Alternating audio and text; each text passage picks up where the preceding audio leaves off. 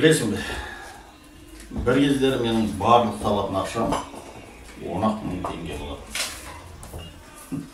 Ол түкке жетпейтін. Бар болғаны балаларымды тамақтандыратын болды. Сол кезде өзіме сәл шыдай тұр.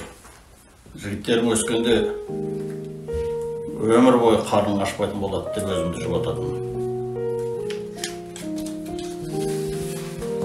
Енді міне сол ұлдарымның түрін қара.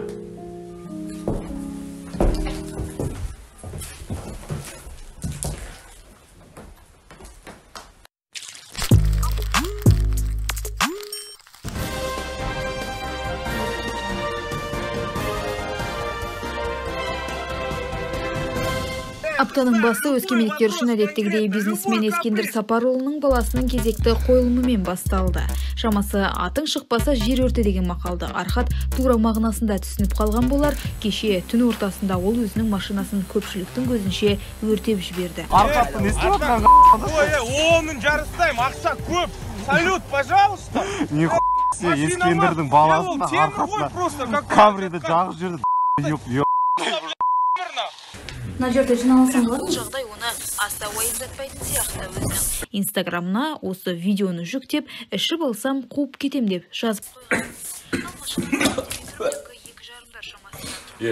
Бір тілісінде 1,5 лайк жинағаным ғой дейін. Қызым, ана жақтар жұмысын жасай бер. Біз өзіміз жол боламыз. Өзіміз деген несі, не үшін ақша төлейміз? Аузыңды жапшы.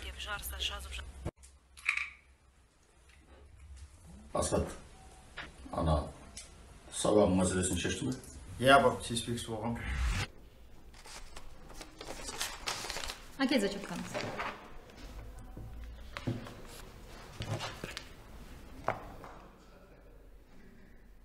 Қалай? Солай. Мен ақшаны не үшін бердім?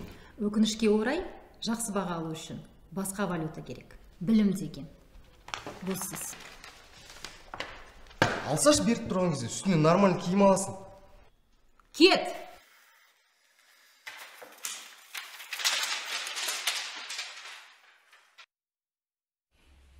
Ректор айтты маған, сабағыңды қалай шешкенін. Айналайын, туалетке барып түссейін! Сәлеметсіз, Ескендір аға. Отыр.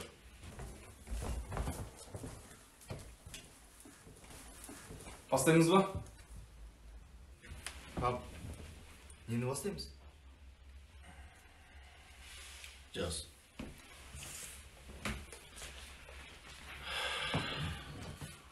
Мен Ескендір Сапарұлы өзімнің мирасымды, бизнесімді, барлық дүние мүлкімді көмекшім Данияр Серікұлына мұрагерлікке қалдырамын. Немене? Прикол ұсталасың ба, пап? Қалжың ба? Қалжыңдап тұрған адам тұсай ба? Сендердің қашан қарттарың жау жүрем мен?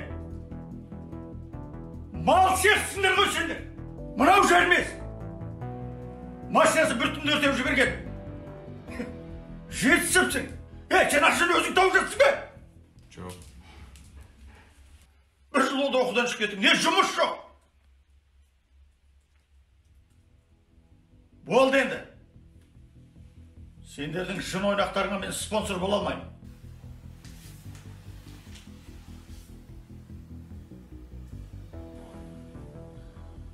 Қашан өз беттеріңмен ақша таба алатындарыңды дәлелдейсіңдер, сол кезде мирасымды қайтып аласыңдар. Егер дәлелдей алмасыңдар, өз кінәларың өздеріңе. Асхат, сен ана сабағын жөндемесең, мирастан үміт күтуші болма.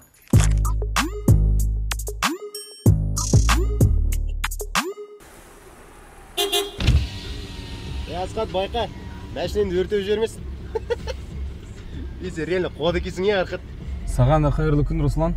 Айтпақшы, жігіттер, Ескендір аға натуре Даниярдың атына наследствосын жазып қойған ба? Саңым айтты оны. Қазір бәрі біледі уже. Мен Ескендір ағаның орнында болсам, тоже сөйтіп сөйлесем. Қалай? Кеше ғана алдым. Күшті екен. Папаң алып берді ма? Жоғы, өзім ақша жинап, вақындап алдым. Айтпақшы Асқат, сен ана оқудан шығарат деп жатыр дейді ғой. Сен менен кеп көмек сұрасашы. Мен қазір университеттің президентімін. Может, что-нибудь придумаю? Рахмет, өзім шешіп ал. Ішіп алсам қуып кетем дейсің ғой. Көтіңіз ше.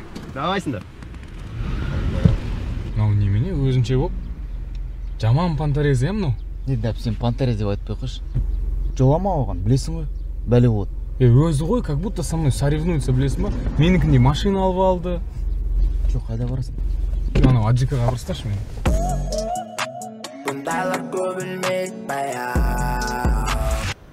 Енді екеуміз жүрмейтін болдық.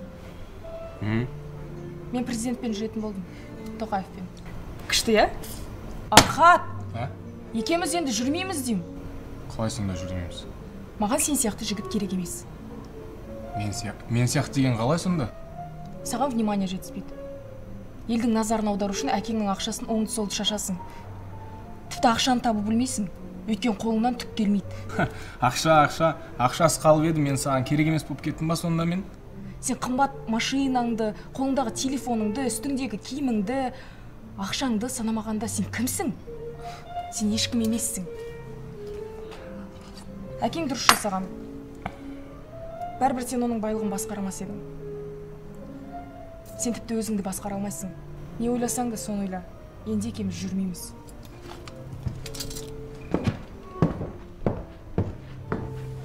Сабина! Немене? Дворец спорта дейін ала кеш мені. Машинам жоқ. Енді саған біреу машинаңды өртеп жібер деді ма?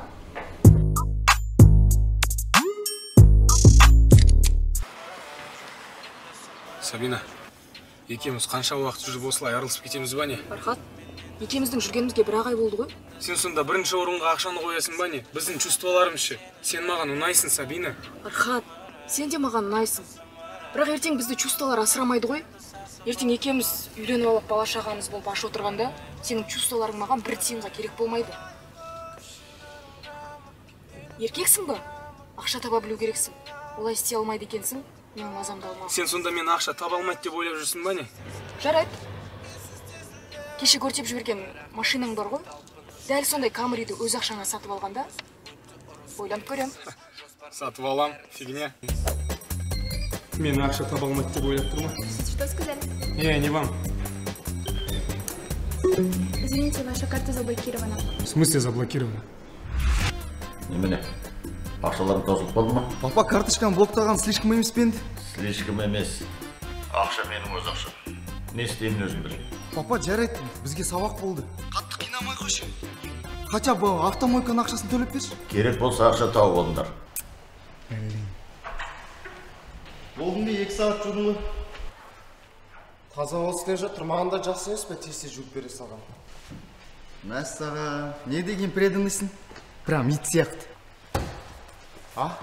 Жақындамашы, инфекция жұқтырасың. Қас тағы бір сөз саған шыламын көтіңе тұқ қойым, құқтың ба? Сендер неге түрлеріне қарамай өзінше боласыңдар? Мәждің қанша табасың? Күніне 25 теңге? Чашка шария, тиын тебенге өмір сүрген. Өмір бақи ит сияқты. Сен басың жұмыс істей ме? Сен білесің ба кім баласы екен? Аға өзіңіз көрсі ма не айтқан жаңа? Ерде мына сиені, мына мойкын жоқ қылады. Бар да кешірім сұра. Или жұмыстан шығып кет. Сау болыңыз. Жәнібек! Жәнібек! Асқат мырза, кешірім сұраймыз. Ана жігіт кішкене қуат басты демей. Жұмыстан шығарып жібердім. Кешірім сұраған болсын, осы жол машина іздейін жүрпейік.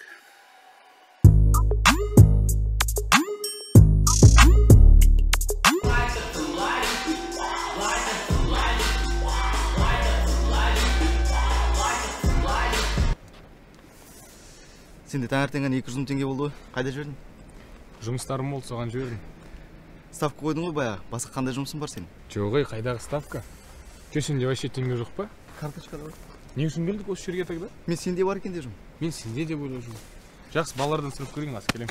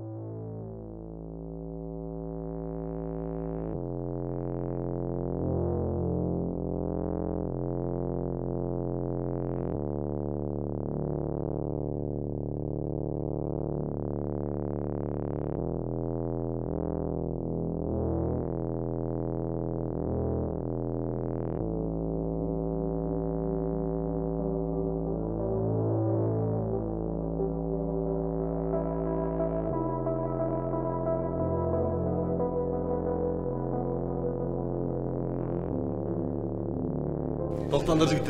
Баба. Сендерге кіргізу болмайды, осында қалыңдар. Бәрі жақсы болды деп айтыңыз.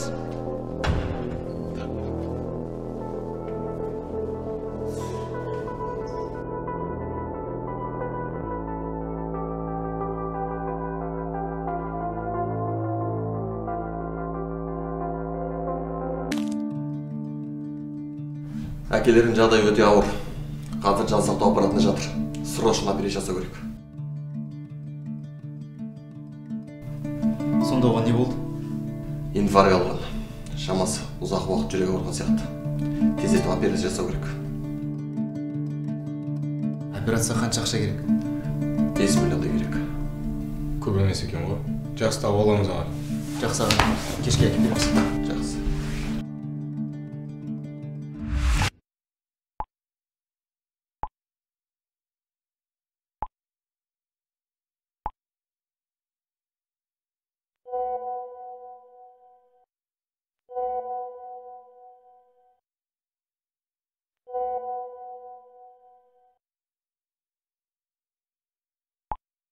Соны айтып тұрмын ғой, ол комада жатыр. Оған операция жасау үшін ақша керек. Карточкаларды срочно аштыру керек.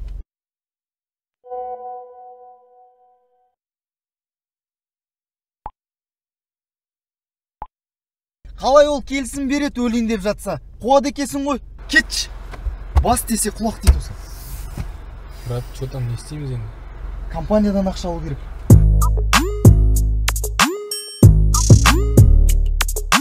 Кешіріңіз Асқат мырза. Сіздің әкеңіз осындай жағдайға түскеннен кейін компания толығымен Данияр Серікұлына тиесілі болды. Ал біз ол кісінің рұқсатынсыз ешкімге ешқандай ақша бере алмаймыз. Ала беріңіз. Әкеміздің компаниясы ғой. Как раз ол кісі қазір үстінде отыр, сіз барып сөйлесіп келсеңіз. Ал сіздер келгенше мен ақша дайындап қоямын. Егер берсе. Берсе. Конечно береді. Қайда барады? Жүр.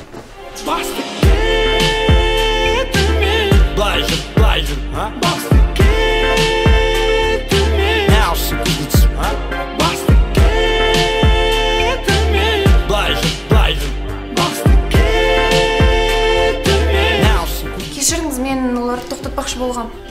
Айылым қызықсың. Олар өз қалаған уақытында мұнда кіре алады. Барып жұмысын істей бер. Жігіттер отырыңдар. Ал жігіттер, айта беріңдер. Тыныштық па, Данияр? Тапы-тал түсті билеуші салады. Неге билемеске? Әр күнімізді сондай бір ғажап сәтті етіп отыру керек қой. Данияр, көп сөйлеп кетті. Біздің папамыз больницаға түскенін білесің бе сен? Иә, естідім. Өкінішті жүрек, иә? Ол кісіге баяғыдан айтқан. Қысқасы, әкеміздің жағдайы мәз емес. Срочно операция жасату керек. 5 миллион теңге қажет. Жақсы. Берсейші енді ақшаны. Сендер ақша үшін келдіңдер ме маған? Жоқ, сен билегеніне қарауға келдік. Ал енді мен дұрыстап тыңдап алыңдар. Ескендір өзі маған бүкіл ақшасын қалдырып кетті. Ол енді заңды түрде менің ақшам. Ал мен өз ақшамды сендерге бір тиыны бермеймін. Сен далада жүргенде ит сияқты папам сен тауып алды, адам бол. Саған біздің әкеміздің өлгені жақсы емес пе? Мал кесің ғой. Әзірше шалқып жүре бер, бірақ үйрен қалма. Бұл жерден көзіңді бәрібір құртамын. Кетіндеші мен офисіне. Сен мені түсінбейсің, көз алайтып қаратып. Че там, не істейміз енді, ақшаны қайдан табамыз? Машинамызды сату керек.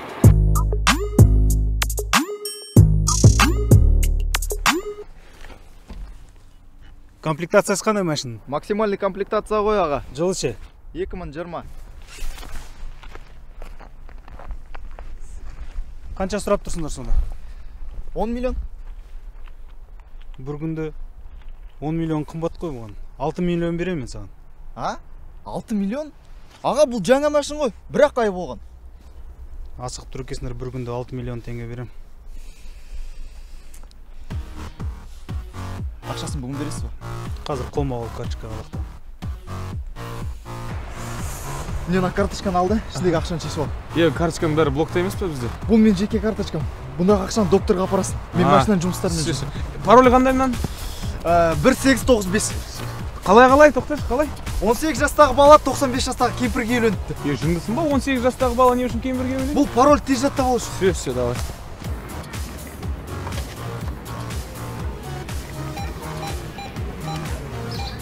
Брат, мен кеше прогноз сатып алдым ғой. Точно өтетін ба, брат? ЖБ өтеді ғой, брат. Мен ешқашан қадамаған.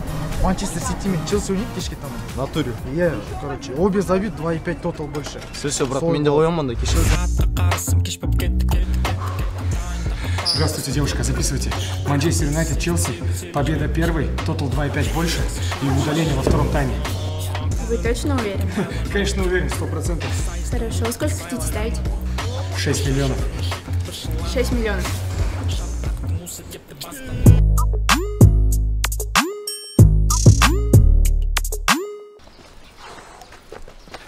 Архат, алдың ба ақшаны? Қазір түсіндірем бәрін, не это, бірақ сабыр сақташы. Неге? Анау әлі ақшаны аударған жоқ па? Жоқ, аударды. 6 миллион бәрін аударды. В общем, ставка қойыстадың бәрін. Далбансың ба сен? Тупойсың ба сен? Тупой, блядь! Мен тупоймын саған сені жүрген! Папамыз өліп қалса қайтесің сен? Өліп қалса не істейсің? Мені өлтіресің ба не сен? Сен арқатсың ба? Арқатпын. Жүр, сөйлесейік. Қайда? Жүр, сөйлесейік. Айда, братишка, жүр.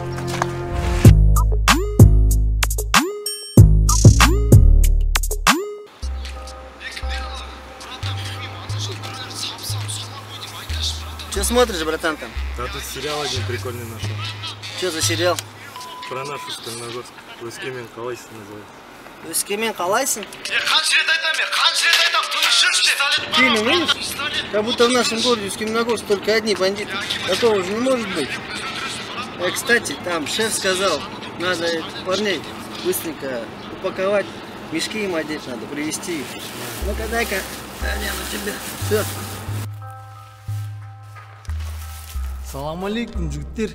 Жанып тұрған үміттер. Қалайсыңдар? Не үшін алып келдіңдер мұнда? Не үшін дейсің ба?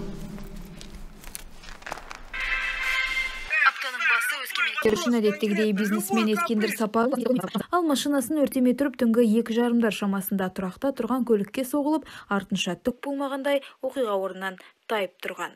Желі қолданушылары арқат осы мен машинам. На ровном месте тұрған жерден сендер машинаны бытшыт қылдыңдар. Сол косяктарың үшін сендер маған ертеңгі күнгі осы уақытқа дейін 5 миллион қойып бересіңдер. Арқат деген сен ба? Жоқ, мен. Сенмін де. Ішіп алсаң қуам дейсің ғой, короче. Ана машинаң не көртір үшін? Ақшың көп па не? Ақшың көп болса бар ана жетімдер үйіне апарып бер. Немесе машинаңды сат та бір студент баланың оқуын төлеп бер. Сендердікі в натуре уже құтырғанды қандағыларын.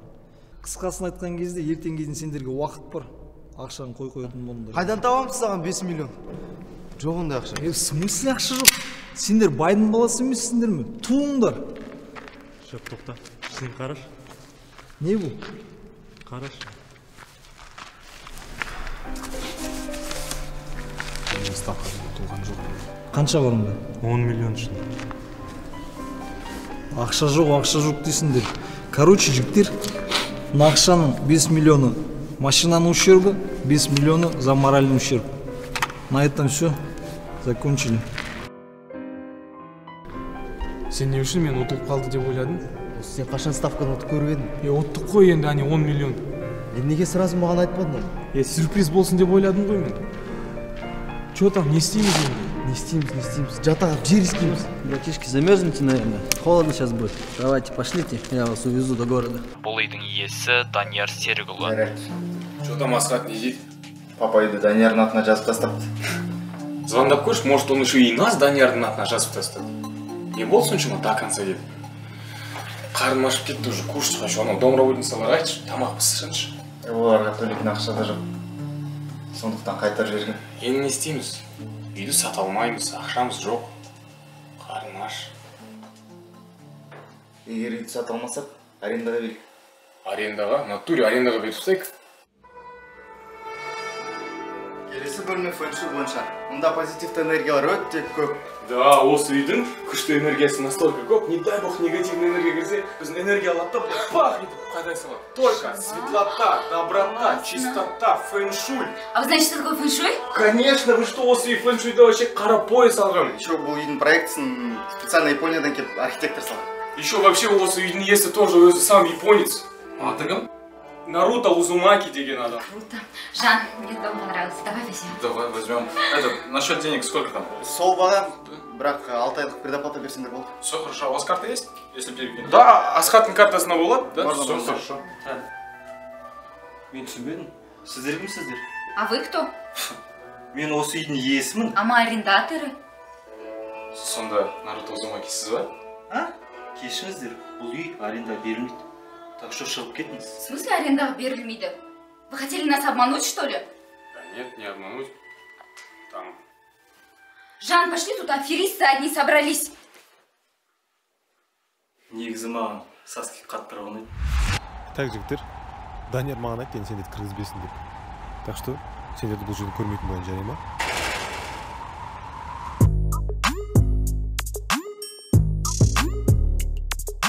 Біз Архат екеуміз қайда барарын білмей жүрміз. Сенікіне бүгін келіп қонсақ бола ма? Мыналарға звондасам алмайды ғой. Давай сенікіне звонда көрейік. Мен телефон сатып жібердім. Что там, кім жазып жатыр? 112 ғой. Түнде аяз болады. Запрес. Елу теңгесі 90 теңге. 90 теңге болып кеткен ба не? Аспаннан жаңа түстің ба не? Берші тағы.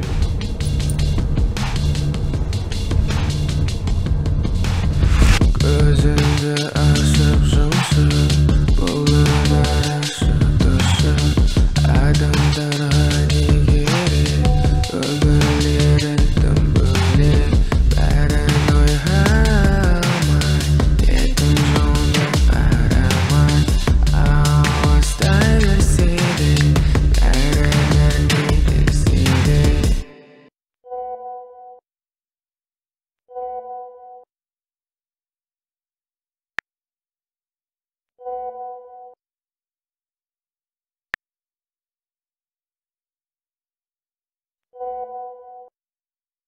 Здрасте, девушка. Можно мне под шпикеру? Салам алейкум. Чурт! Бәрін тастап енді менің қызым алып кетейін деп жатсың ба? Может, еще атыңды Архат деп аласың, Сима, сен тупой! Подожди! Алло, полиция, приезжайте. Мен мында сабақ ет.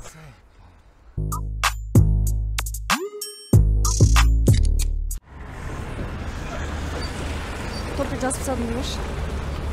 Ты меня за кого держишь? Я что, буду до их уровня отпускаться, что ли? Айтын жібере салыңдар. Дұрыс, олар не так проблемалар көп.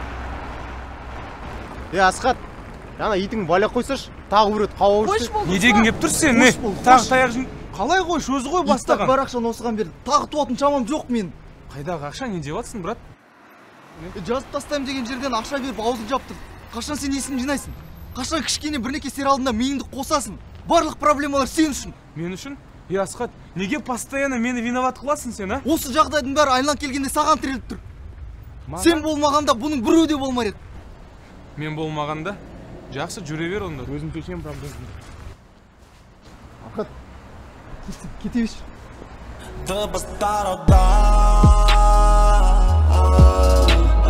Жүректің қожайыны боп, ішке у боп жайылды тоқта.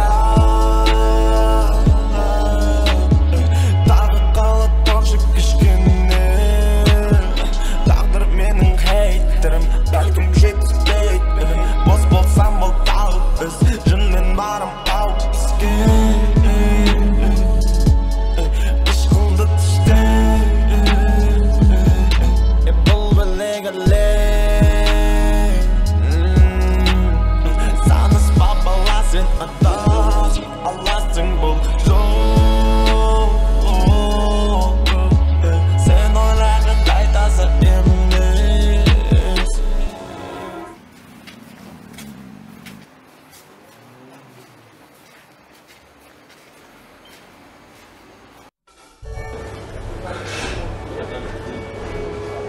Нет, сізге? Сізге? Тағы бір нәрсе заказ бересіз бе? Давайте бір құзырлығынан 2 компот беремін. 2 компот. Әбден қарныңыз ашып кетіпті ғой. Жігіттерден көп тамақ береді ғой, десек. Жақсы онда, қаза әкеп беремін.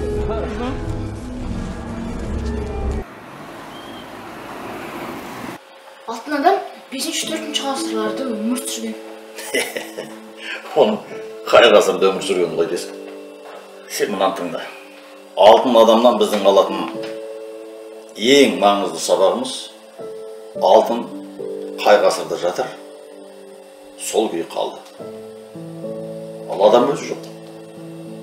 Демек, қанша алтын жинасаң да, өлгенде ол сені құтқара алмайды деген сөз.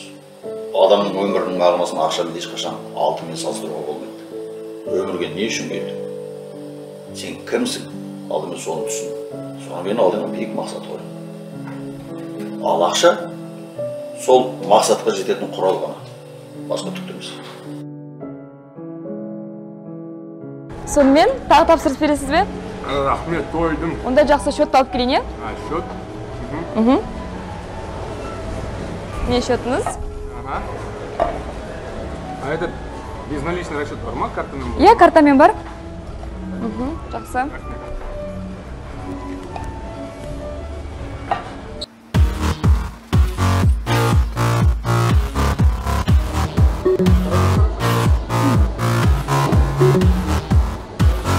Кешіріңіз, сіздің картаңыз...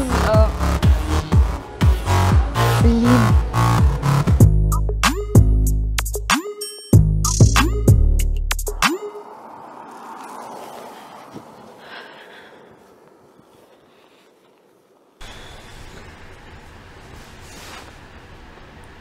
Че там, Асхат?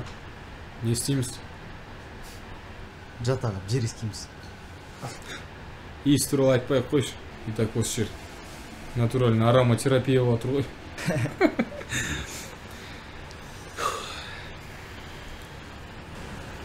Кешір. Бағана өйтіп айтқым келген жоқ. Сен де мені кешір, брат. Слишком агрессивный болып кеттің. Че там, брат, реально не істейміз енді? Бізде бір ғана уақыт бар. Көп ақша табу керек өз күшімізбен.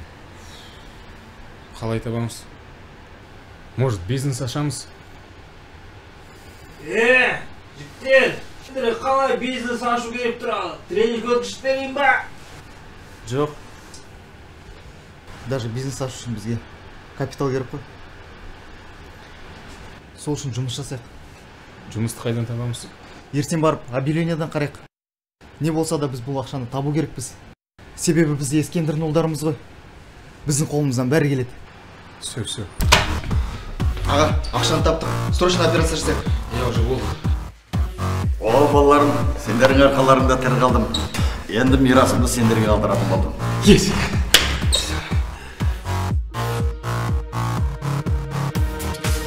Аға, сыршы қатты уайымдадым ғой. Сіз тірі қалғаныңыз өте қуаныштымын. Данияр балам, жуға!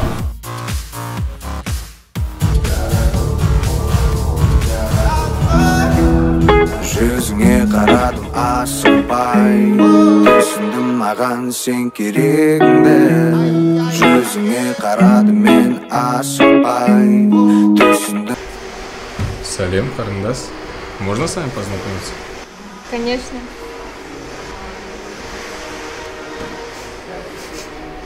Мне букна тышып қойғансың ба?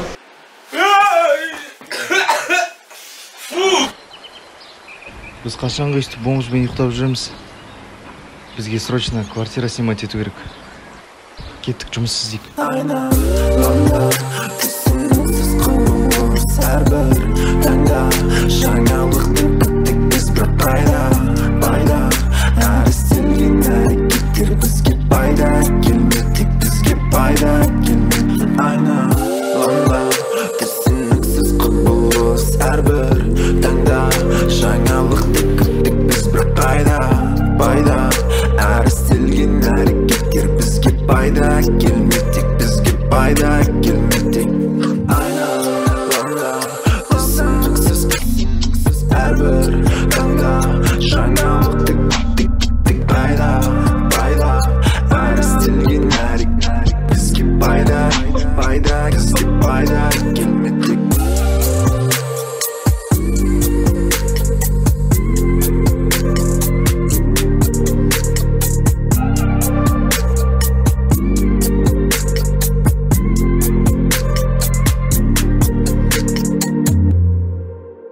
фотосы квартира, однокомнатный, ең арзан үй біздегі. Қарай беріңіздер. Күшті екен. А что, бағасы қанша болады? Бағасы 75 мың. 75 мың? 75 мың.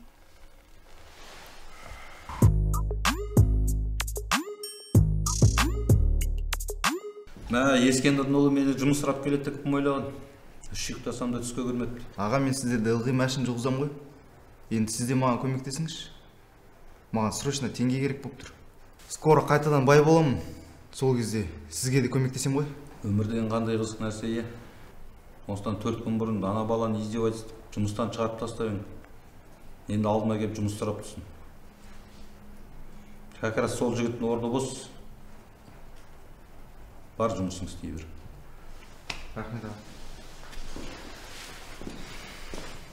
Сен ешқашан бай болған жоқсың. Не дейсіз? Жаңа айттың ғой, бай болам деп. Сен ешқашан бай болған жоқсың. Сен тек қана байдың баласы болдың. Сол үшін осындай жағдайға тап болдың. Жарайды, бар жұмысың істей бер.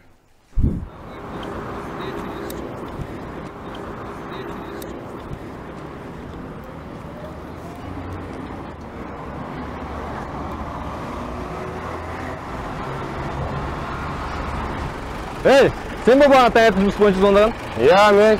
Келсеңші енді бері. Ассалаумалейкум. Бізде бар ғой, как раз қазір бір официант орны бос тұр. Иә, есі жоқ қаласаң жұмыс істе. Сенен кейін негізі қазір 5 адам звондаған, орда әлі келеді қазір. Так что ойлан.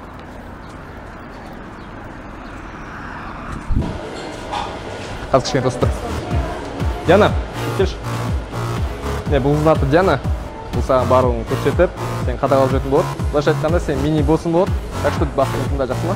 Все онда, мен кеттім.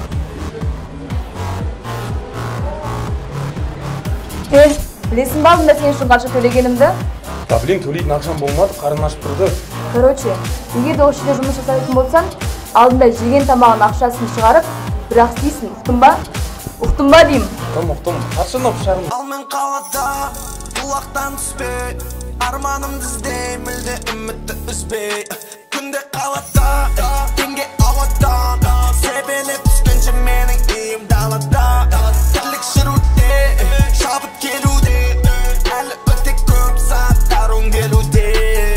Мәтіндер төгілуде, миды төңкеруде.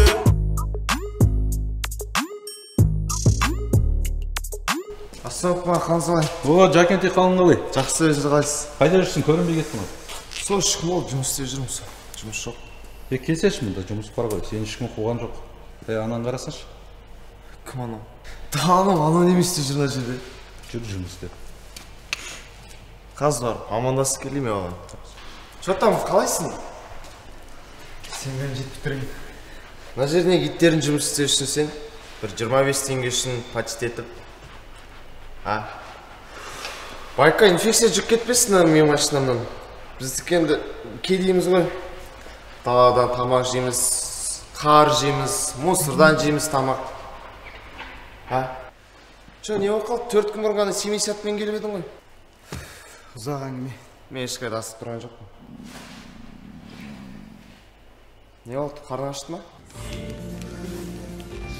Сосын Данияр бізді үйден қуып жіберді. Жүрміз. Не жоқ, не ақша жоқ. Шашық. Қайда оған жүрсіңдер қас? Сол остановкада. Қуасыңдар ма? Қайда қассың ғой? Жүріңдер менікіне кет. Қош, сенікіне бір түрлі емес пе?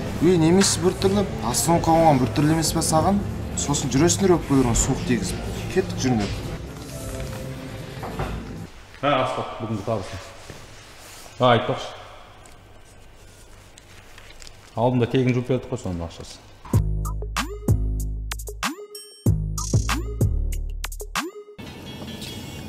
Сен үйде жалғыз тұрасың ба? Жоқ, сестренке Аташкамен тұрам.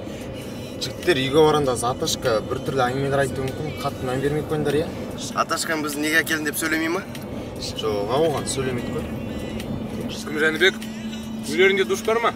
Жоқ, жер үйде қайдағы душ? Чисто джакузи ғой бізде. Қалшындай баня бар, есінше жақ берем, плотно бар, баняға түсіп алыңдар.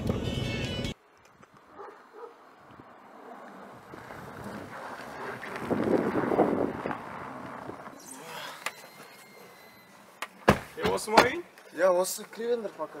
Машина қойып тастайын.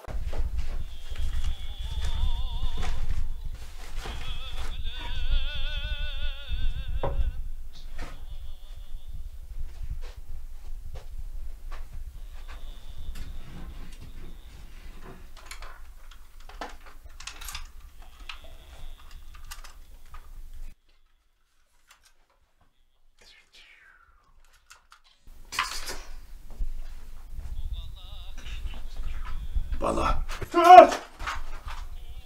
Ana, kімді көрген жоқсың ба? Жәнібекті ма? Жоқ, ей. Ой, ана. Кім еді әкең? Тор. Балғасын. Ұмытып кетті. Берейін деп. Тор? Ие. Бағана Асгардтан шығып келе жатырмын деген. Әлі жоқ.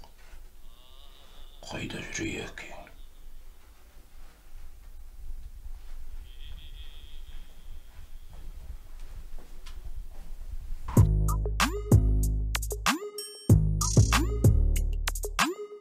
Анау таныс деген осындай тасты қолына салып алады да қолын бүйтіп қалса бүкіл дүние күл бәр шашып шығады.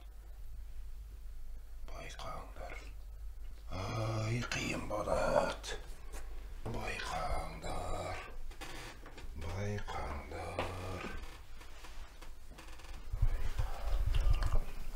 Ничего, атаң ауыр жүргенде көп болды ма?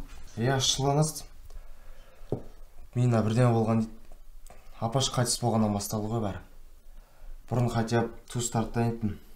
Қазір бізді танымайды.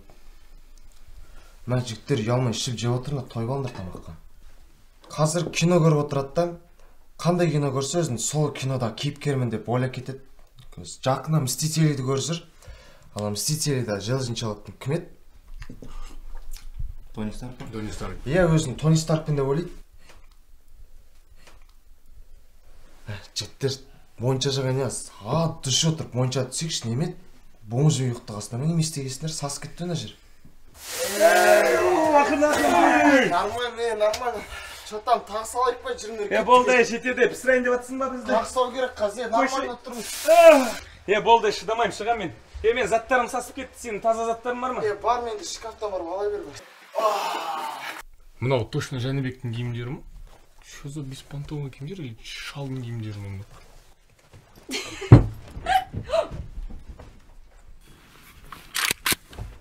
Кімсіз маньяксың ба? Ай, ананы қайдағы маньяк? Убери вот это, қайдағы маньяк? Айтпеймін саған. Таза терес жүрсің ба? Анда жүрсің ба? Жәнібек айтты, қона сал деп. Жәнібек? Я, Жәнібек. Так, дұрыстап тыңдаңдар. Егер де біздің үйде тұрам десеңдер, су тасисыңдар, от жағасыңдар, қысқаша айтқанда үй шаруасын жасаймыз. Біз оны істей алмаймыз ғой. Үйренесіңдер. Немесе барыңдар остановкада бомждарға. Олар сендерге еш нәрсе істетпейді. И еще, біз үйде болмаған жағдайда атамызға кезек-кезек қарайтын боласыңдар.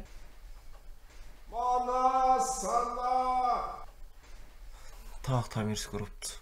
Сол, егер де осы тапсырмаларды орындасаңдар, біздің үйде тегін тамақ ішіп, тегін тұрасыңдар. Түсінікті ме? Шешесіңдер ме?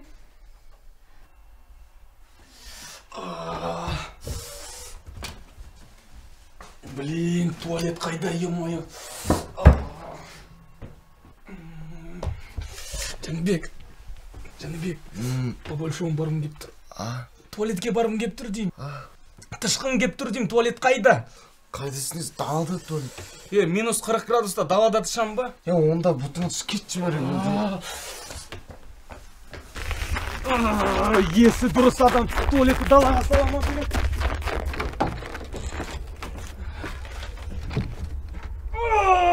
Блин, как холодно!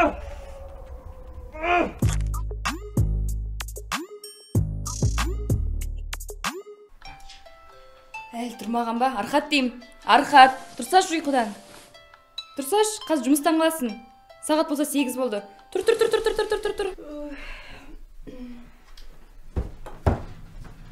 Қыз, сен мен ғана темір костюмді көрген жоқсың ба? Білмеймін ата, шкаф ішінде жатқан. Ана капитан Америка келді ме? Мен кеше халықпен сөйлескем, олар машинамен келе жатыр. Тез келсін де. Атаны таныс келіп қалса бітті қиын.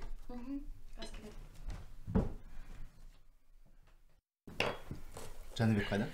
Ол таң атпай жұмысқа кетіп қалған. Ол жұмыстан шығып кеткен жоқ та? Жоқ, ол қазір үшшіде жұмыс жасайды. Жәнібек онда бізді машинамен алып кетпей ма не? Ол таңертең үлгерген жоқ, бірақ мен сендерге лимузин шақырып қойғам. Автобуспен барасыңдар. Автобуспен? Автобуспен? Ой, блин, таңсың қалмай ё-моё. И чё, қашан келмейді? Постоянно сынқақ надоело. Амалсыз тағы осы күн артағылар, жиылған барлық сенімің тағы шағылар. Ауыры менен жеңіл ол бірге жүрер, үнемі сабырсыз болсақ бізді кешірер. Керек болса да мені күл әлі, бақыт шыңынан оларға жолдайым сәлем. Ауыр күндерге де енді келдім әрі, туыс достар қасымда мен кетпей тәрі. Алаңсыз күндегі өзімді сағындым, көзімде безеді қысқандай сабынды.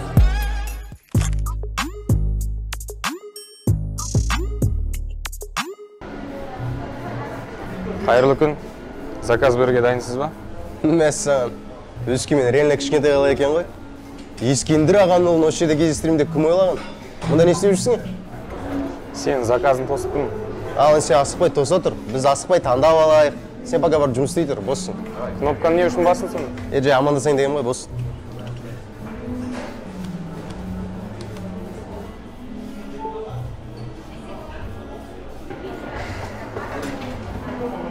Тыңдап тұрмын. Я уже забыл, боссың. Руслан, может, хватит уже?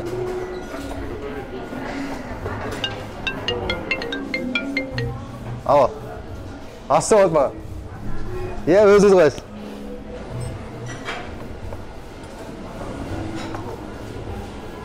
Архат, сен біздің алдымызда өзіңді позор болып сезініп отқан шығарсың, иә? Бірақ олай емес қой. Жақсы емес пе, сен өз күшіңнен ақша тауып жүрсің. Мен сенімен мақтан етемін. Мақтансан онда қайтадан жүрмедік пе? Посмотрите, кто сегодня мне еду преподносит. Сам Архат. Сабина, осындай клоунмен қалай жүрсің, а? Официант, протри здесь. Руслан, Архат, басқа тапсырыстарды қабылдай бер.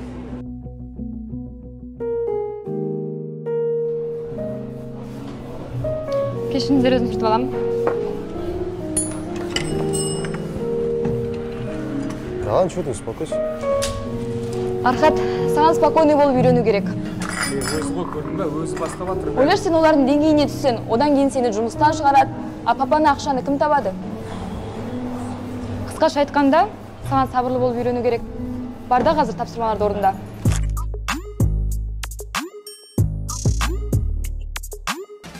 Егер мына жерге маған сенбей, жай әшейін келгендер болса, есік ана тұр шығып кетіңдер. Дәл қазірден айтам, шығып кетіңдер. Ал енді қалғандарымыз бай болғысы келетіндер, реально осы нәрсеге шын сенетіндер болса, сіздерді құттықтаймын. Өйткені бүгінгі күннен бастап сіздер ақшадан мұқтаждық көрмейтін боласыздар. Ай, атың кім? Айнұр Берікқызы. Айнұр, балаң бар ма? 6 балам бар. Күйеуің ше? Күйеуім тастап кеткен. Айына қанша теңге табасың? 45 мың. Айнұр, бай болғың келе ма? Әрине. Миллионер болғың келе ма? Кім миллионер болғысы келмейді? Миллион теңге табу үшін сен не істеп жатсың қазір? Мен кредит алып, 3 карточка сатып алдым. Балама өзіме ашып қойдым, бірақ адам таба алмай жатырмын. Айнұр, молодец, молодец. Осылай жұмыс істей көре. Айнұрмен танысып алыңдар, Айнұрдың нөмірін жазып алыңдар. Осыдан жарты жылдан кейін Айнұрға хабарласасыңдар, звондайсыңдар. Сол кезде Айнұр, айына, сен 55 миллион теңге табатын боласың. Ойлаш, Айнұр, сен бай боласың. Айнұр, сен дәл осындай өмірді қалайсың ба? Қалаймын. Все, Айнұр, болды, сен нормально жұмыс істеп келе жатсың, тоқтамаш, дәл осылай сата бер. Енді карточкаларды мамаңа сат, папаңа сат, ауылдағы кемпір шалдардың бәріне сат. Айнұр, ешкімді аяма. Түсіндің бе? Бұл өмірде тек сөйтіп қана баюға болады. Ё-моё, осы фигняға 80 мың теңге төледік па біз? Біз де лоқпыз, ё-моё. Жоқ, қанша ақшамыз қалды? Білмеймін. 3 мың теңге қалды.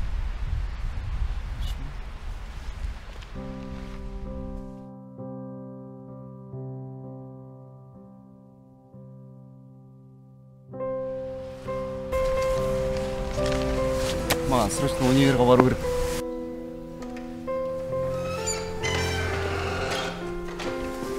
Сәлеметсіз бе?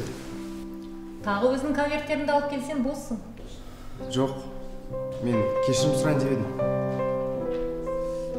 Мен ақмақпын, басқа айтарым жоқ. Барлығын оңай жолмен шешкім келді. Бірақ әлі мүмкіндік болса, тырысып көрейін деп едім. Оқудан да шығарып тастаған шығар. Деканатпен әлі сөйлескен жоқпын.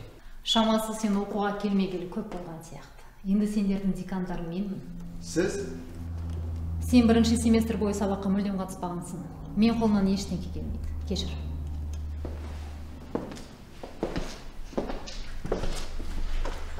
Негізі бір амал бар. 2 аптадан кейін бізде облыста шығыс жұлдыздары атты сайыс өтеді.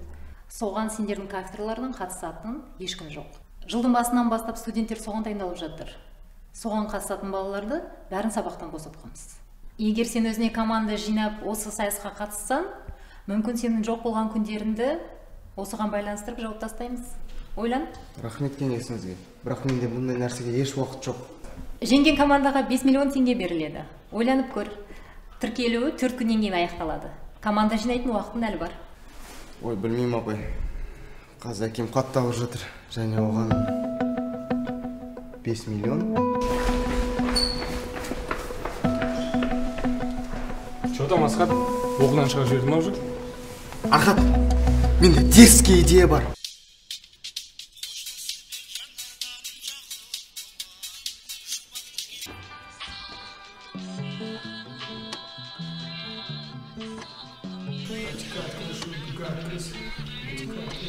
Нурутан без много шуанче, он 9 хвостла, а Эйнштейн какаши. Смело, пол шапаллақ. Адамдар қайда? Осы универде конкурсқа қатысам деген адам қалмады ма не? Ешкімге ақша керек емес пе? Конкурстың басталуына 2 апта қалды емес пе? Қатысам деушілердің бәрі басқа командалар кіріп алған. Шылтам жеге, қалайсың? Бәсе, неменен ес шығып кетті десем, тербилан ес шығып кетті ғой. Я смотрю, ты до сих пор шутить научился, да?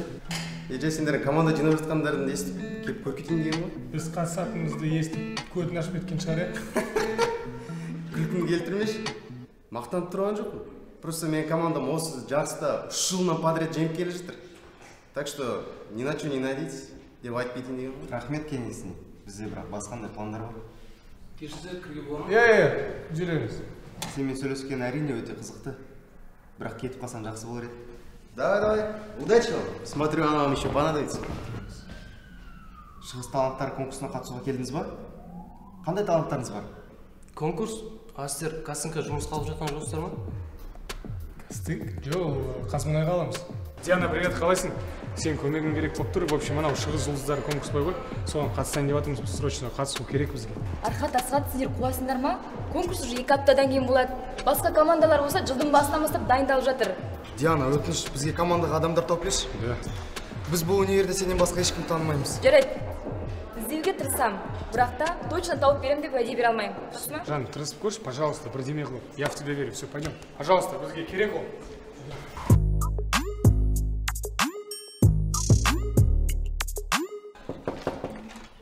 Кешіріңіз. Кіргі болдым. Кіріңіз.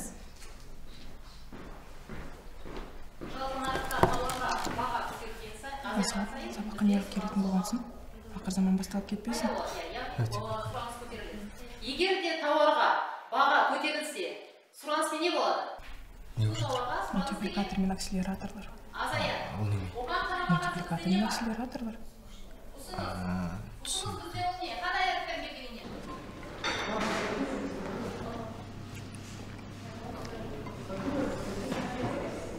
Архат. Архат. Вкусный, рахмет. Сендер конкурсқа қатысайын деп жатыр екенсіңдер ғой. Ескендір аға көрсе сендермен мақтанар еді. Сен маған ренжіп жүрсің ба?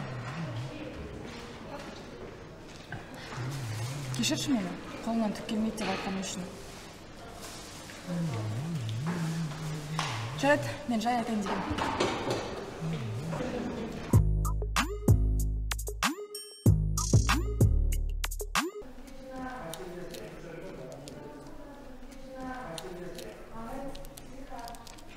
Сен не істеп жатсың? Көріп тұрған жоқсың ба, уақыт өзгеріп жатырмын. Қалай? Регистратураның уақыт өзгеріп кетті ма? Иә, бүгін 5-те бітеді. Қалай 5-те, әлі 4 күн бар ғой? Маған сөйтіп Руслан айтты. Руслан? Короче, представляешь, я ему говорю, короче, что как ты. Руслан! Регистратураны әдейі өзгерттің бе? Давай потом поговорим. Давай. Сабина, мен түсінбедім. Сен бәрін түсініп тұрсың. Архаттың командасы тіркелмесін деп әдейі істедің ғой осыны. Сабина, мен оларда нем бар? Просто регистратура күнін бүгін жабу керек екен, дұрыс шешім деп ойладым. Руслан, сен неге осы Архатты көре алмайсың? Алға қойған мақсатың бір ғана. Архаттан асып түсу. Одан басқа мақсатың жоқ. Сенің ішің тар. Білесің бе, адам жетістікке жету үшін оған ақша тауып, өз қолымен жұмыс жасау аз. Адамгершілік қасиет керек ең бірінші. Ал сенде ол жоқ. Сабина! Ну и катись! Мұнда отыр екенсің ғой, полтия сағат 5-те регистратура бітеді. Қалай 5-те? Әлі 4 күн бар ғой. Қайдағы 4 күн? Руслан бүгін сағат 5-ке барлығын ауыстырды. Бол, тұр! Тамақ ішетін уақыт тауыпсың.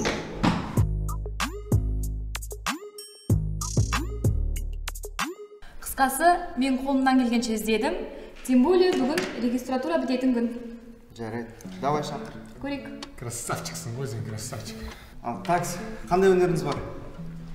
Менің ешқандай өнерім жоқ. Қандай өнеріңіз бар? Мен негізі... Айтпай қойыңыз, наверное, сіз фигурный катанияға қатысасыз. Өтті. Қалайсың? Жәнібек? Джони? Менде басқа вариант болған жоқ. Но бірақ мен актер болғым келеді. Актер? Иә, сізге прям вот дюймовочканың рөлі өте күшті келеді, иә?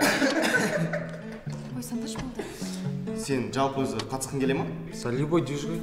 Басын тақыр бас болса, тура вылеты Чарльз Ксавьеға, но люди икс бұл. Болды, қойсаңдаршы енді. Тағы қандай өнерің бар? Тверк біле аласың ба? Мені мазақ қылу үшін шақырдыңдар ма? Мен жылдың басында негізі басқа командаға барайын деп ойлағам, бірақ мені қабылдамай қойды. Не үшін екен? Недовес болған шығар. Архат, жүріңдер сөйлесіп келейік. Асхат, сендер не істерің дұрыс па? Команда керек болмаса кастингқа не үшін жинадыңдар? Мазақ қылу үшін ба? И так та білесіңдер оларға қалай қиын болғанын. В натуре артық сөйлеп тастадық қойдың. Қойшы, Асхат қайдағы артық? Анау команданы көрдің ба? Что за отряд самоубийц? Біреусі инвалид, біреусі анорексичка, біреусі вообще Жәнібек. Болмайтын команда анау. Айтпай қойын. Давай, Архат. 2 аптаның ішінде 5 миллион табатын басқа идея айтшы. Стройкаға барасың ба? Официант болып табасың ба? Не жоспарың бар? Короче, егерде команда керек болса, қазір барып, кешірім сұрайсыңдар. А керек болмаса, өздерің білесіңдер.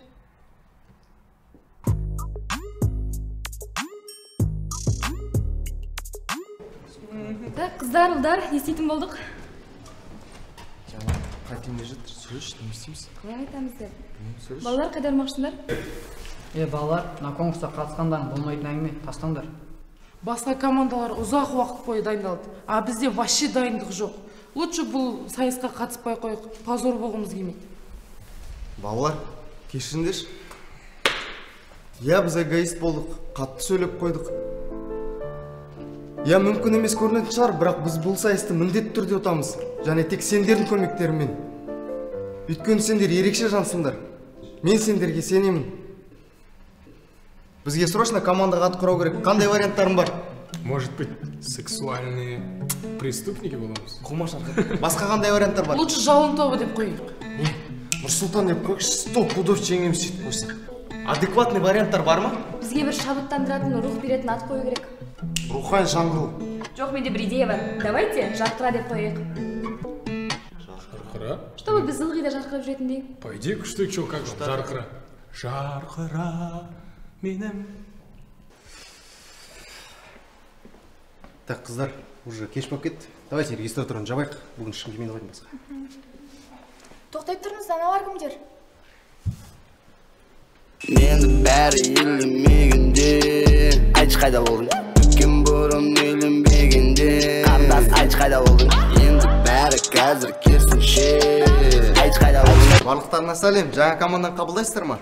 Кешіңдер жігіттер. Уже уақыт өтіп кетті, регистратор жабылып қалды. Жоқ, негізі әлі 8 минут бар. Командаларыңызды аты қалай? Сексуальные преступники. Қумаш, жарқыра деген команда. Жоқ, түсі тұр. Ереже бойынша бір командада 6 адам болу керек. Сендер қазір толық емессің. Қумаш Руслан, сен тупойсың ба или соқырсың ба? Біз 6 алмыз ғой? Жоқ. Ереже бойынша университеттің атынан 6 адам болу керек. Ал мен білуімше, былтыр бір кісі оқудан шығып кеткен. Так что, жігіттер, сендерде ровно 4 минут бар, тағы бір адам таба алғанға. Мен қатысамын. Сендер естімей тұрсыңдар ма не? Тезірек болыңдар, жазыңдар.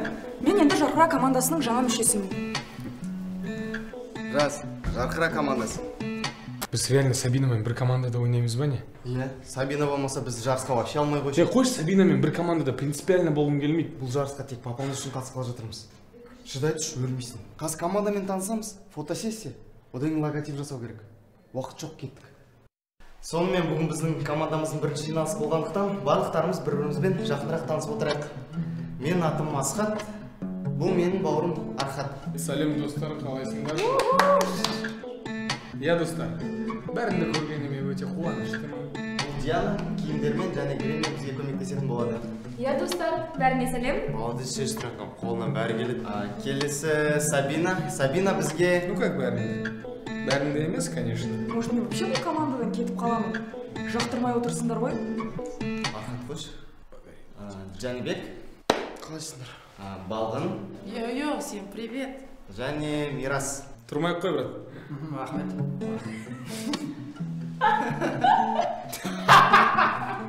Енді бізге логотип жасау керек. Кім фотошоп деген нәрселерді бір-екі біледі? Мирас. Не маған қарап тұрсыңдар? Мен саған Стивен Хокинг емес. Не болды до конца кетіп? Саған бір Стивен Сиглсон деді ма? Мен негізі жұмыс істей аламын, бірақ маған компьютер керек. Мынандай былайша болсашы, жарқыра деп просто. Балалар, мына вообще келмейді. Жарқыра деген атқа жарқырайтын бір нәрсе керек. Да, ну ладно, қалай жасадың, сен получится любой нәрсені қолына аласың ба не? Базарлы, гений екенсіз ғой, мен де үйретші. Может, пен-пен вообще келмейді ғой. Мынаны жанған найзағайдың логотипін қойсақ, вообще күшті болып кетеді. Ортаға қарай қойсыңдар, кішкене. Иә, найзағайды ортасына қойшы. Иә, сосын сары түске боямыз. Мен де үйретші. Родной, үйретші мен, пожалуйста. Ой, а что, қандай бар? Ал енді бізге не көрсететінімізді анықтау керек. Белгіліше Русланның командасы Ромео и Джульетта пьесасын дайындап жатыр. Еще Жұлдыздар командасы бізде Абайдың спектаклін көрсетпекші. Ал біз не көрсетеміз сонда? Біз Терминаторды қойып. А может, Титаникті көрсетеміз? Может, Люди Икс көрсетеміз? Жоқ, балалар, бұлай болмайды. Давайте барлықтарымыз 3 топқа бөлінеміз де, мозговой штурм жасап, осында келіп өз идеяларымызды бөлісеміз. Менде бір идея бар, балалар. Короче, давайте бәріміз 3 топқа бөлінеміз да, мозговой штурм жасаймыз да, сосын идеялармен келеміз и көрсетеміз осы жерде. Күшті идея екен. Мен күртамын ғой. Так, Архат, Сабина, Мирас бірінші команда. Чё, Сабина? Не үшін Сабина? Жеребьевка, қағаз өзін тарттың ғой. Жәнібек, Балғын екінші команда. Және Диана, мен үшінші командамыз. Ал енді ойланайық, көрінсе не туралы көрсететіміз? Жігітің бір қиын кезде тастап кеткен бір қыз туралы көрсетеміз. Может, қолынан түк келмейтін байдың баласы туралы түсіреміз? Бір қыз болды да, он жігіті күшті болды, так красавчик. Бірақ оны тастап кетті, бір беспонтовый, бір мамбетті болды. Сондай көрініс көрсетейік лучше. Может, сендердің әңгімелеріне кеткен инвалид бала туралы көрсетеміз? Қойыңдаршы болды, ойланайық. Походу бізге точно ксавер туралы көрсетейік. Коляскада отырады, тақыр бас. Бұлай ұстаса, сосын ой мен басқа заттарды жылжытамын. Сонда ол любой сейфқа бүйтіп барады да, ішіндегі ақшаларды бүйтіп жылжыта сала ма? Сейф? Сабина, машинаң қайда? Сабина, в общем, менде бір план бар. Қазір мен үйіне кіреміз да, папамның комнатасында сейф бар. Сол сейфтің ішінде ақша болуы мүмкін. Сол ақшаны аламыз да кетіп қаламыз. Біз не сонда ұрлық жасайық деп жатырмыз ба? Ұрлық емес, ол менің үйім, менің сейфім. Қайда ұрлық? Өз затымды аламын да кетеміз. Түріңе қарасам ұрлықшы сияқтысың. Жоқ, қойш болды, менің қасында болшы просто и все. Арқат, түсінесің ба? Бұл енді Даниярдың үйі. Ертең заявление жазып жүрсе не істейміз? Мен айтам, сен мені қинап алып ұрлық жасап деп. Қайдағы заявление? Жақсы, не айтсаң да соны айтайық. Жүр. А че сендер сразу барып сол сейфтен алсамадыңдар ақшаны? Ей, бүгін ғана есіме түсті. Асхат вообще білмейді оны.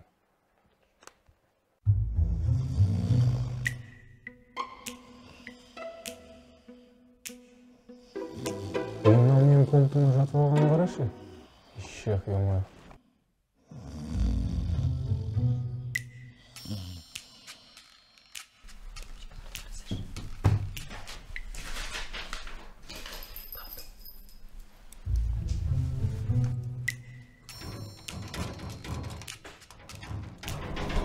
Сен ба тәп-тәттісің ғой. Мен емес, ол Асхат қой. Ал сен фотон қайда? Менде мамамен түскен суретім жоқ. Мама мені туғанда сразу қайтыс болды. Кішкентай кезінен бәрін білдіріп жүрем ғой. Туыла бастап семьямның бюджетін шығардым.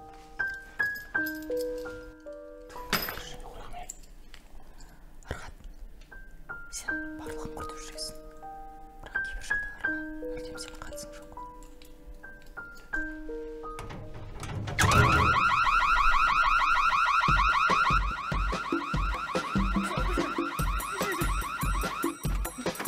Тез, Сабина, тез! Охранник келе жатыр уже. Тоқта!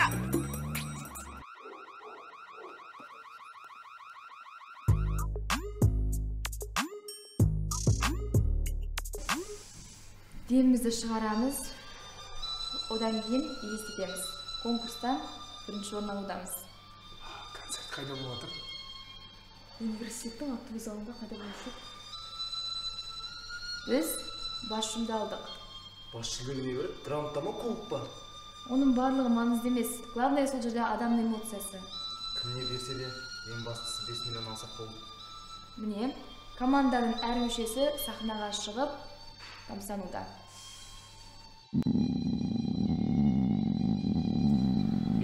Қарым ашып жатыр, бір жерге барып плотно тамақ ішіп алайықшы. Короче, Асхат, онда қозы көрпеш пен баян сценкасын қояйық. Айтпақшы, Диана, сен бір жерде сабақ беріп жүрмін деп айтып едің ғой. Иә, стадияда беріп жүрмін. Онда физиканы үйретеді ма? Ол же любой пәндерді үйретеді. Маған срочно сабағымды түзету керек. Саған пока сабақ түзеткенше жашып кетпей ма? Жоқ, мен қалжыңдап тұрған жоқпын. Давай онда бүгін сағат кешкі 6-да кездесейік, Қазақстан 66-ға кел, саған үйретуге тырысамын. Батады күн артына қарамастан қалқып батады. Ешкімнен сұрамастан жалын отын сөндіріп барады. Қараңғыны жанындай тәтті көріп бір қиялдатып, ішіне мазаланып айдың жарығына қарады.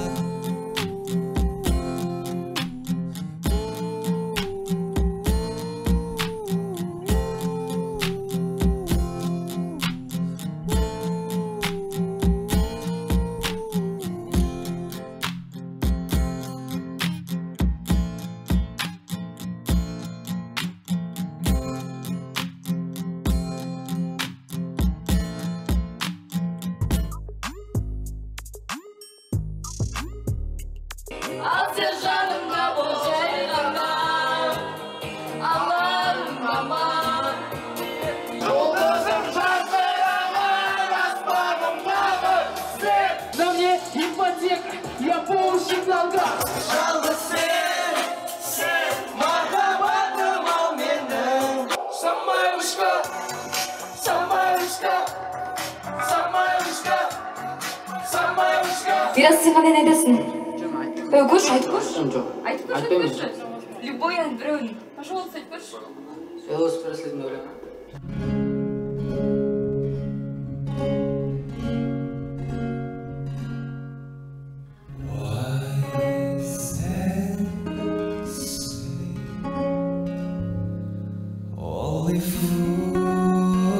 rush in, but I can't help falling in love with you. Не болды сендерге? Мирас, сен натуре мутан дегенсің, ән жара дегенсің ғой, айтпайсың ба сонда ән айта алам деп? Қош, қайдағы өнер? Ұялмаса, Мирас, ты чё, завязывай, көрдік қой, сен натуре звезда екенсің ғой. Давай сен былай істе, 3-ші турда бізбен шығып, ән айтасың сахнада, жақсы ма? Жоқ, сен адаммен өлең айтпайын. Неге? Мені бәрі мазақ қылатын ғой. Жындысың ба, қайдағы мазақ? Если ты поверишь в себя, все поверят в тебя, дейді. Шығасында айтасың, болды. Так что давай, көп сөйлеме, бізбен шығып ән айтасың, ничего не знаю. 10 минут назад мен ойладым, сен простой инвалидсің деп. Сен, оказывается, бір крутой инвалид екенсің ғой. Давай, көп сөйлеме. Балалар, әкелердің жағдайы өте ауыр. Біз оны аппаратта көп ұстап отыра алмаймыз. Ары кетсе 2 күн. Одан ары аппаратты өшіруге тура келеді.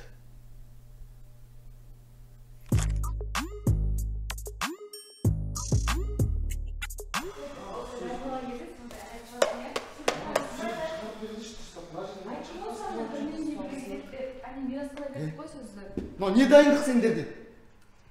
Сен неге сөзін жаттамағасың? Дұрыс не? Не болды айғайлап соншама? Сабыр етсек кішкене. Қалай айғайламайсың? Сен доктордың не айтқан естідің ба? Естідім. Папамыз үшін вообще уайымдамайсың. Уайымдайым, Асхат, уайымдайым.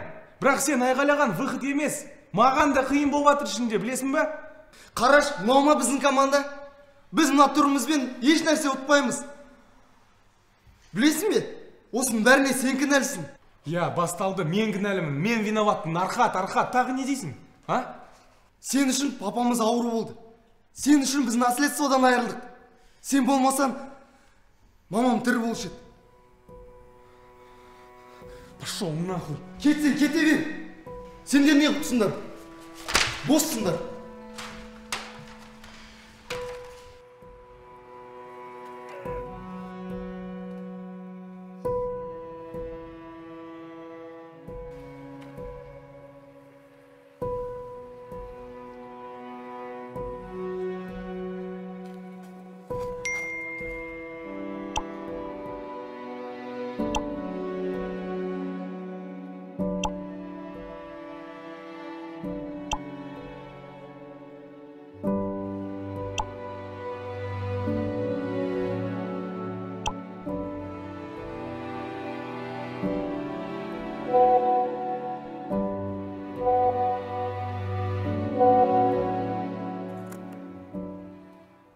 Бәріне сәлем, сендермен бірге мен Диана. Бүгін біз Жарқыра командасының дайындығын Сабина мен Асхат дайындалып жатыр.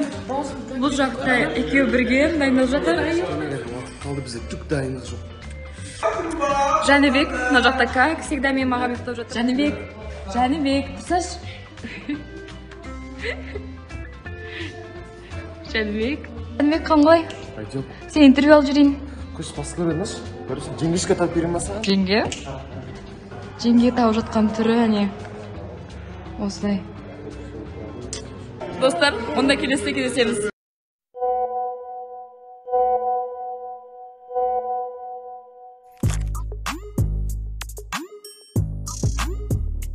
Қысқасы, мен офиста маңызды жұмыстарды істеп отырғанмын. Және бір кезде офисқа бір өте ерекше сұлу қыз келді. Түр десе түрі бар, фигура десе фигура бар. Мен оған үйленгім келді. Екеуміздің 10 баламыз болды, және екеуміз бір күнде өлеміз. Білесің бе, Архат, атам-апамды қатты жақсы көретін. Жас кезінен бастап, қартайған шағына дейін бірге болатын. Кейбір адамдар махаббатты адамның жүрегінде дейді. Бірақ та менің ойымша олай емес. Махаббат адамның басында. Себебі атам осы аурумен ауырғаннан кейін ол ең басты, ең маңызды адамдарды миынан өшірді. Қалай қызық, бұрын сен үшін жақын болған адамдар қазір өмірде еш маңызы жоқ. Атаң красавчик болыпты ғой кезінде, Иә. Бұрында жас кезінде Атама көп қыздар артынан жүгіретін. Бірақ атам ылғи апамның жанында жүріп, өлеңдер, әндер арнайтын. Мен осы фотоны өзіме алайыншы? Не үшін? Керек болады сосын. Онда басқа еш нәрсеге жаңа емес па? Жақсы, онда мен барып торт жасайын, сен қалған нәрселерді жинай сал.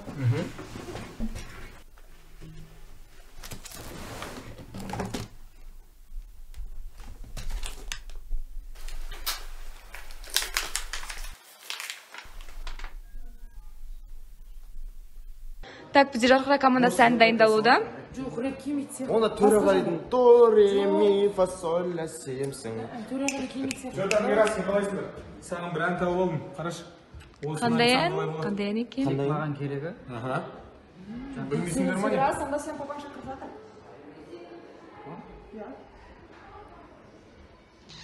Тұрып барып келді папа.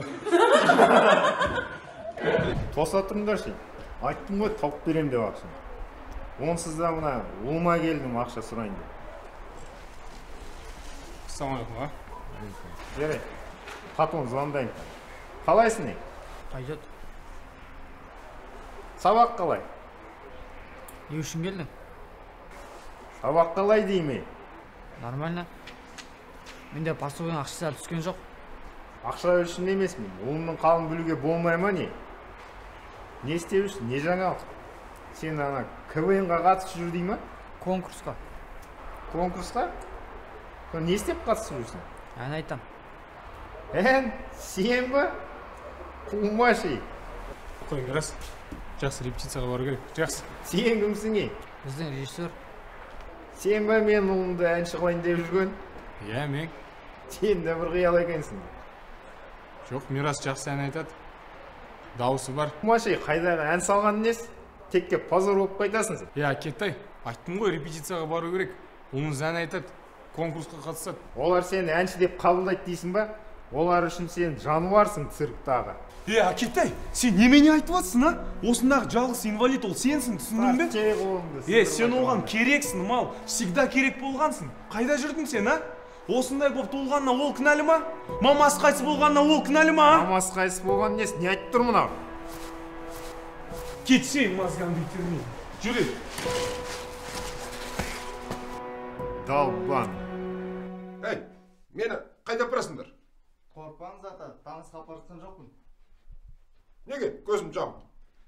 Туған күніңізбен, туған күніңізбен, туған күніңізбен Шахан ата, туған күніңізбен. Ата, сізді туған күніңізбен құттықтаймын. Сіз бүгін 75 жасқа толып отырсыз. Туған күн? Онда да мстительдерді шақыру керек ғой мына торттан жеп кетсін. Сендер кімсіңдер? Ата, сіз бізді таныған жоқсыз ба? Мен сіздің немереңіз Диана. А бұл Жанбек. Жанбек? Ондай болса ата сіз тортты өшіріп, тілекті айтып, сосын бәріміз барып чай ішіп едік болып отырып.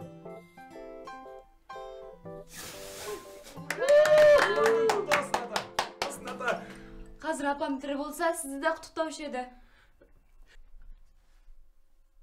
Ата, сізге сыйлық бар ғой, қаз, тоқтаңыз. Война бесконечности болғанда, сіз соғысқанда сізді фотоға түсіріп, портрет шығардық, қараңыз.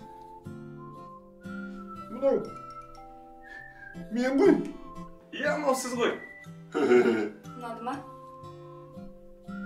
Мынаны илық қой керек қой.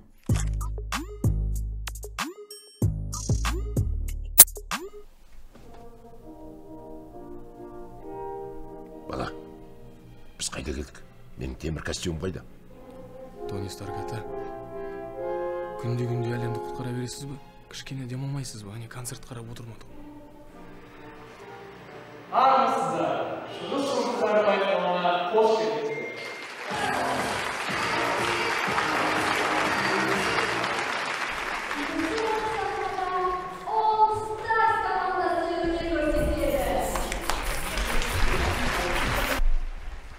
Що, дайынсыңдар ма? Иә. Арқат қайда? Жай жұмыстарым бар деп шығып кеткен. Жарайды. Балалар, мен сендерге үлкен рахмет айтқым келеді. Бүгін конкурстың нәтижесі қандай болатынын білмеймін, бірақ сендер уже жеңімпазсыңдар. Мен сендерге сенемін. Давай, Мирас, өлеңді жақсы айтшы. Так, жарқырақ командасы. Сендер келесі болып өнер көрсетесіңдер. Дайындалыңдар. Давай.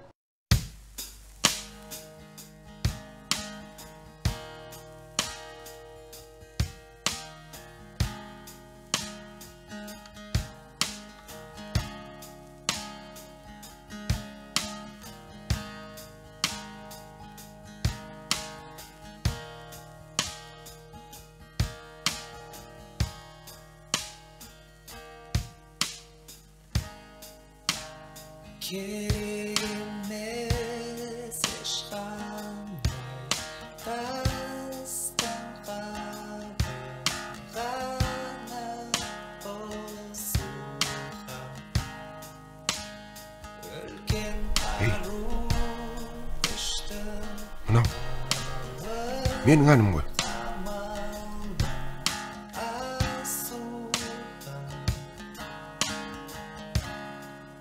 Тек маған керек Мен мұны Мәриям қарындап жазған.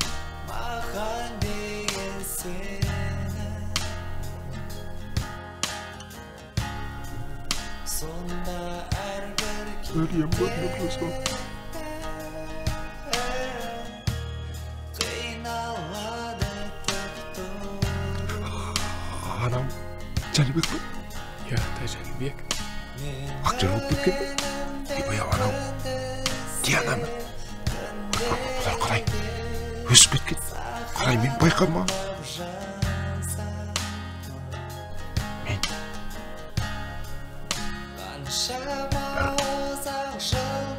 Ұйқыдан оянғандай болып тұрғаным бар. Мен қайда болғам?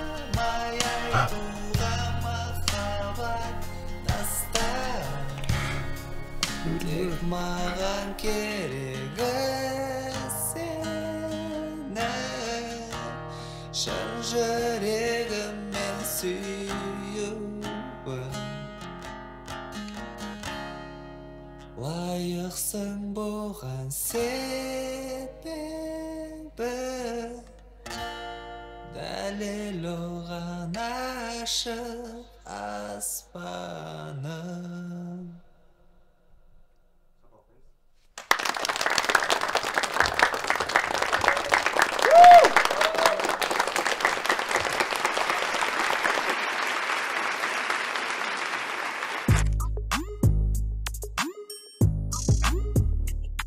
Ал енді, қадірлі достар, шығыс жұлдыздары байқауының бас жүлдесі All Stars командасына беріледі.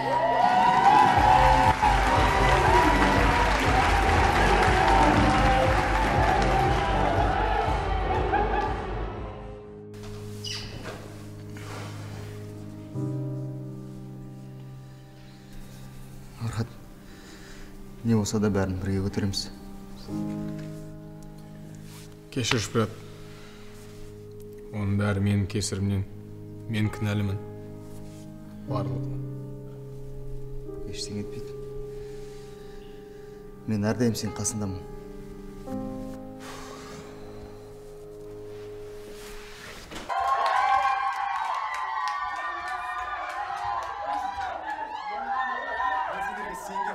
Енді бізде 5 миллион теңге бар. Руслан, біз шынымен де жеңдік пе?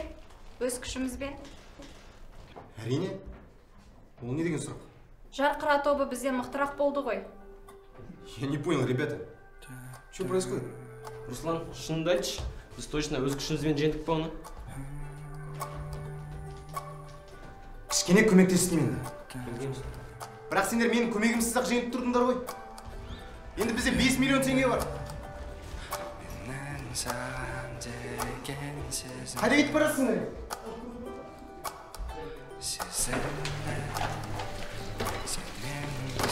Что там, Джиги, қалайсыңдар? Не істеп отырсыңдар? Кеттік, папалар ақша табамыз. Қайдан табамыз? Болды уже.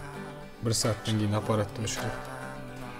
Мен машинамды интернетке қойған, жаңа звондап 1,5 миллион қаламыз дештір. Сагина тоже машина сатып кештір. Еще мен Мирастың колесін сатамыз, ақша табамыз. А мен сендерге кредит алып бере аламын. мен жұмыстан аванс аламын. Рахмет балалар, бірақ. Жігіттер, мында екенсіңдер ғой. Сендерге негізін тиесілі. Сонда біз жеңдік па не? Көп сұрақ қоймаңдар, любой банктан шешіп алсаңдар болады. Онда не тұрмыз? Кет!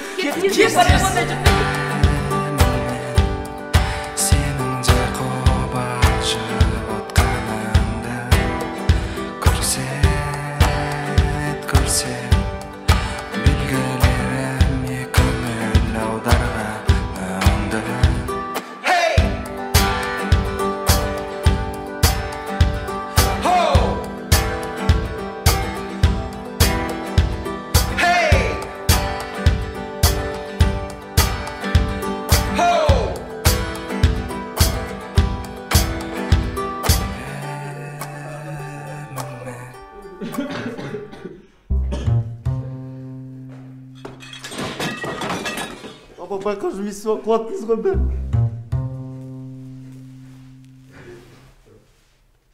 Папа? Қалайсыңдар балдар?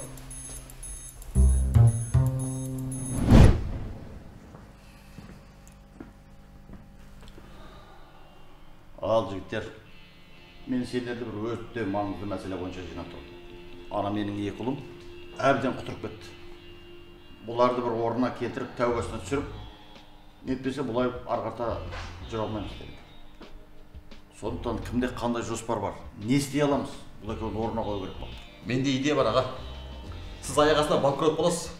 Сосын бала шағаңызбен аязда, суықта, далада жүресіздер. Енді осы жасқа келгенде банкрот болып, далада түнеп аш жүрейін бе? Жоқ, анда болмайды екен. Аға, менде бір идея бар. Давайте бүйтейік. Сіз бүкіл наследствоңыз менің атына жазып кетесіз. Сосын 1-2 күннен кейін сіз больницаға жатып қаласыз инфарктпен. Карточкаларыңыз, бүкіл мүліктеріңіз блоктап тастайсыз да, олар сосын маған келіп көмек сұрайды. Ал мен оларға ештеңе бермеймін.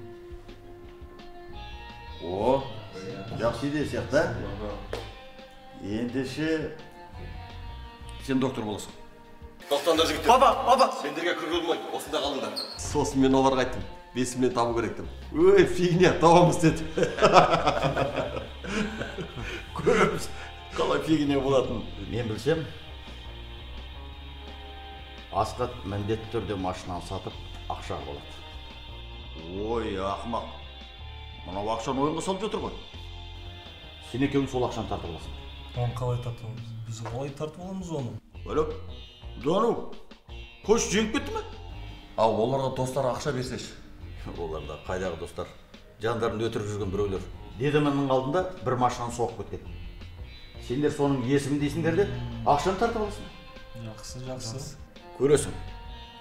Достарынан ақша сұраса, біреуі бір тиын бермейді олар. Роде план дайын.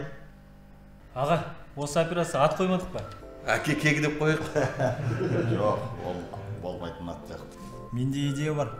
Операцияның атын брат срочно теңге керек деп қойық. Олай болды.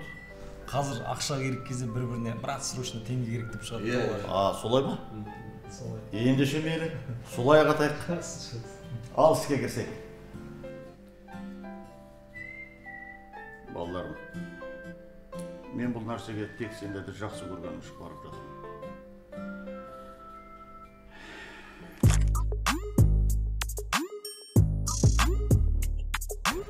Ескендір аға, балаларыңыз кеп қалды деп айтайын дегем. Жарайды, мен кеттім. Міне бар, таптық ақшаны.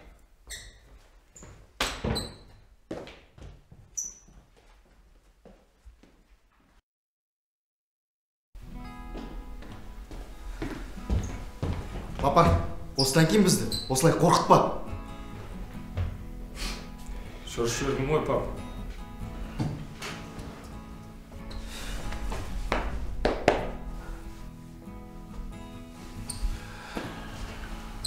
Данияр, кеш.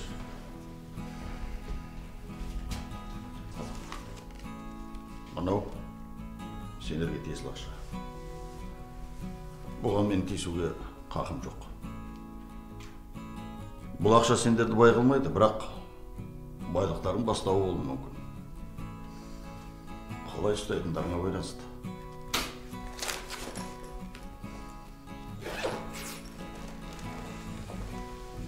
Аба, ең басты нәрсені уже бізге берін.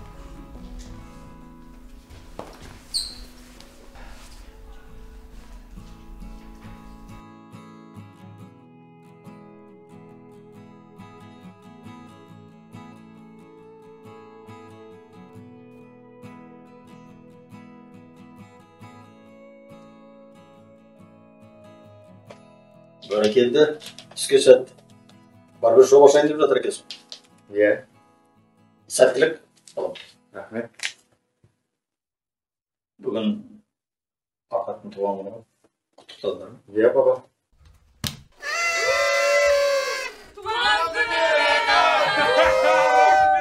Кеше түнде құттықтадық. Маған 1 сағаттан кейін келіп кетсінші. Дайындап қойған сыйлығым бар еді. Жақсы. Сәлем, Архат. Бұл хатты жазып отырған сенің анаң. Әкене осы хатты сен 23 жасқа толғанда саған беруіңді тапсырдым.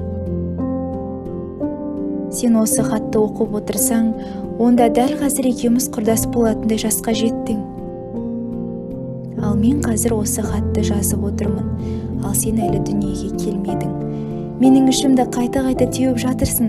Осыған қарағанда өте тентек болатын сияқтысың. Өкінішке орай, мен сенің шырылдаған сәби даусыңды, тәтті иісіңді де сезе алмаймын. Оның себебі жақында дәрігерлер маған ауыр дертке шалдыққанымды ескертті. Жүрегім сезетіндей, сен дүниеге келер күні мен дүниеден озатын сияқтымын. Бірақ еш нәрсеге өкінбеймін. Себебі дәл қазір мен үшін ең маңыздысы сенің аман есен өмір есігін ашуың.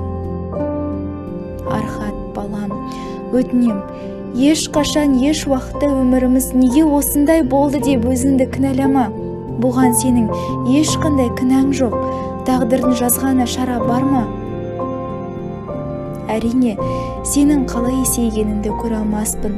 Қиын сәттерде жанынан табылмаспын. Бірақ мен өзіңді Аллаға аманат еттім, алтыным. Балам, мен сенің тілекшіңмін. Өмірдің бар жақсылығын тіледім. Ең бастысы жақсы адам бол. Ақшаның соңынан еріп, өзіңді жоғалтып алма. Ең бақытты шақты жіберіп алсан, әлемнің барлық байлығын берсең де, ол уақытта қайта қайтара алмайсың. Сондықтан өміріңнің әрбір минутын бағала. Білесің бе, өмірдің өзі бұл бізге берілген ең үлкен байлық. Қолда бардың қадірін біл. Ең бастысы бақытты болуыңды тілеймін. Сенің қолыңнан бәрі келетініне сенем. Сәлеммен, сенің маман. Айтпақшы, әкең мен ағана да сәлем айт. Мен сендерді жақсы көрем.